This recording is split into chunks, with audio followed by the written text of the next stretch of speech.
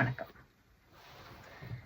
எங்களுடைய வாழ்க்கை முறையில ஒரு பழமொழி நாங்கள் பயன்படுத்துவது. நிறைய பழமொழிகளை தமிழர்கள் நாங்கள் பயன்படுத்துவோம். மற்ற நாட்டவர்களும் பழமொழிகளை பயன்படுத்துவது உண்டு. இருந்தாலும் தமிழர் இன்றும் நாங்கள் எங்களுடைய வாழ்க்கையில் என்றோ நடந்த அல்லது என்றோ பேசப்பட்ட அல்லது என்றோ எழுதப்பட்ட பழமொழிகளை பயன்படுத்தி கொண்டிருக்கிறோம். ஆனால் பல பழமொழிகளுக்கு பொருள் தெரியாமலே நாங்கள் இன்றும் அதை பயன்படுத்தி கொண்டு வரோம். அதுல ஒன்றுதான் கல்லை கண்டால் நாயை காணோம், நாயை கண்டால் கல்லை காணோம். எனக்கு 2 நாட்களுக்கு முதல் ஒருவர் தொலைபேசி அழைப்பு விட்டிருந்தார். என்னால் எடுக்க முடியவில்லை. மறுபடியும் நான் அவரை அழைத்த போது அவரால் எடுக்க முடியவில்லை. இப்படி 2-3 தடவை நடந்து முடிஞ்சு இருவரும் தொலைத்தொடர்பில் வந்த பொழுது அவர் சொன்னார், கல்லை கண்டால் நாயை காணோம், நாயை கண்டால் கல்லை காணோம் என்று சொன்னார். இந்த சொல்லிய தொடர் திருமூலர் என்ற திருமந்திரத்திலிருந்து வந்தது. திருமூலர் தான் கல்லை கண்டால் நாயை காணோம் என்று சொல்றார்.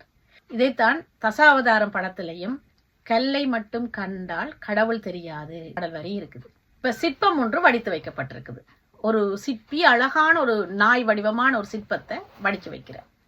அந்த சிற்பத்தை பார்த்து ரசிப்பவர்கள் அதை ஒரு சிற்பமாகவே ரசித்து பார்த்தார்கள் என்று சொன்னால் அந்த நாய் தான் அந்த சிற்பத்துல தெரியும்.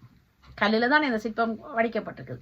அந்த நாய் என்ற அந்த சிலை கண்ணுக்கு முன்னுக்கு ஒரு நாய் நிற்பது போலவே தெரியும். ஆனால் சிற்பம் என்று பார்க்காமல் அது கல்லு என்று பார்த்தால் அந்த நாய் என்ற அந்த வடிக்கப்பட்ட அந்த சிலையின் வடிவம் தெரியாமல் அது ஒரு கல்லாகவே தெரியும்.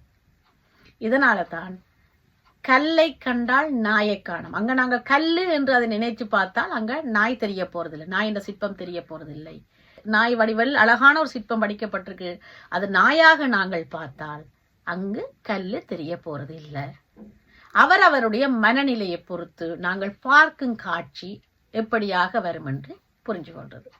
இதனால்தான் கல்லை கண்டால் நாயை காணோம், நாயை கண்டால் கல்லை காணோம்.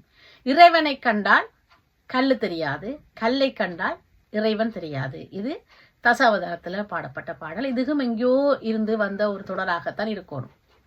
இறைவன் என்று நினைத்து நாங்கள் ஒரு சின்ன கல்லை வணங்கினாலும் எங்களுடைய மனதில் முழு நிறைவோடு இறைவன் என்ற ஒரு ஏதோ ஒரு ஆன்மீக சக்தி எங்களுக்குள்ள வரும். இது வெறும் கல்லுத்தானே என்று நினைத்தால் இருக்கும் இறைவனுடைய சக்தி கூட எங்களுக்கு கிட்டாமல் போகும். இது ஆன்மீகம். ஆன்மீகம் பேச வரையில என்ற திருமந்திரம் ஆன்மீகம் பேசல, திருமந்திரம் அறிவியல் பேசுது.